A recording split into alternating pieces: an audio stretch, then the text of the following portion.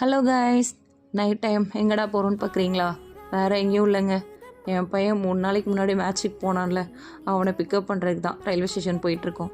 என்ன டிராஃபிக் தெரியுமா நைட் டைமில்? அப்பா, ரொம்ப நாள் ஆச்சு நைட்டில் இந்த மாதிரி மெயின் ரோட்லலாம் வந்து. பைபாஸ்லேயே போயிட்டு பைபாஸ்லேயே வரதுனால பெருசாக தெரியல.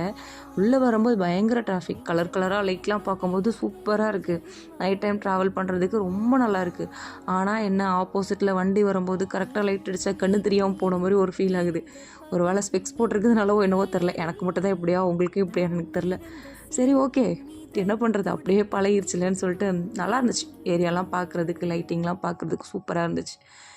அப்புறம் என் பையன் விஷயத்துக்கு வருவோம். 3 மேட்ச்சில் 2 மேட்ச் வின் பண்ணிட்டாங்க. ஒரு மேட்ச்சில் பிளேயர் ஆஃப் த மேட்சும் வாங்கிட்டான். ஸோ அதுக்கும் ஷீல்டு கொடுத்துருக்காங்க. 3 ஓவர் போட்டிருக்கான், 7 ரன்னு தான் கொடுத்துருக்கான், 5 விக்கெட் எடுத்திருக்கான். அப்பா, என் பையனா இது அப்படி சொல்லிட்டு எனக்கு ரொம்ப சந்தோஷமாயிடுச்சுங்க. இதை விட வேறு என்ன வேணும் ஒரு அம்மாவுக்கு? நம்மளும் ஒரு விஷயம் அவனுக்கு கேட்குறானேன்னு அவனுக்கு நம்ம பண்ணுறோம், பதிலுக்கு அவனும் நமக்கு பண்ணுறான். அப்படிங்கும்போது ரொம்ப சந்தோஷமாக இருந்துச்சு. இது வந்து நம்ம பிள்ளைங்களை ஃபோர்ஸ் பண்ணுறதோ எதுவும் கிடையாது.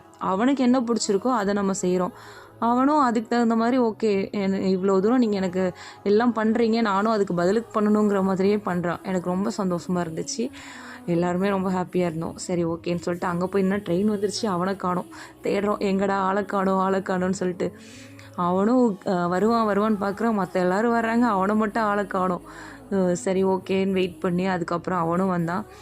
அவனை பார்த்தோன்னே அப்படியே அம்மா அப்படின்னு ஓடி வந்து கட்டி பிடிச்சிப்பான்னு பார்த்தேன். ஸோ அதெல்லாம் படத்தில் வரதான் போல், நேர்லலாம் அதில் பாசம்லாம் இருக்குது. பட் அவன் கொஞ்சம் ஷை டைப், அதனால் வீடியோக்கெலாம் வந்துட்டு கொஞ்சம் சீன் போட மாட்டான்.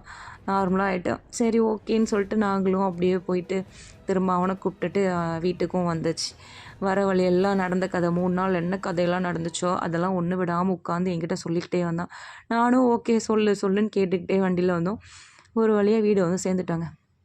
Okay guys, bye.